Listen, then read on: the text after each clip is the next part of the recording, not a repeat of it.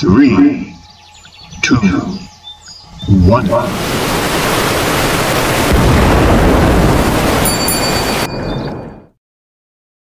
At ayan na nga mga kasilip. At kung saan lumabas itong napakasarap na isdang ito. Patay kang Ramona ka. Ayan mga kasilip. At hindi lang po nag-iisa yung Ramona na yan. Meron po siyang kasama na nandun sa ilalim ng butas. Itong isa na ito, kusa lang pong lumabas ito. At akala niya, hindi ko mapapansin na nakasiksik ang kanyang kasama sa loob ng butas. Ito siya mga kasilip. Nice! Patay kang Ramona ka. Ayan mga kasilip, at ingat na ingat tayong sumilong dyan sa batong yan kasi napakaraming tayong. Baka madali na naman tayo. Dahil pag natinik tayo niyang tayong, sigurado mapapauwi na naman tayo ng maaga mga kasilip nang wala pa tayong nahuhuling pang ulam. Ayan, at nakakuha tayong dalawang Ramona mga kasilip. At napakagandang klaseng isdang ito.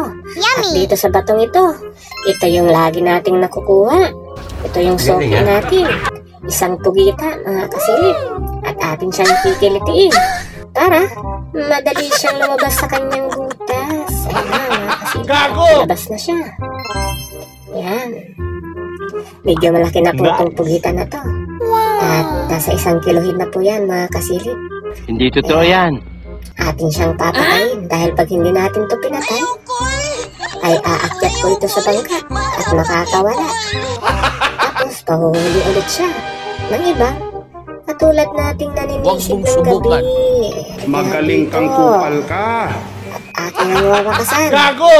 Ang buhay mo, pugita ka. At akin na itong kinagat mga kasilip para mas mabilis siyang mapatay dahil napakahirap patayin nitong pugita na to.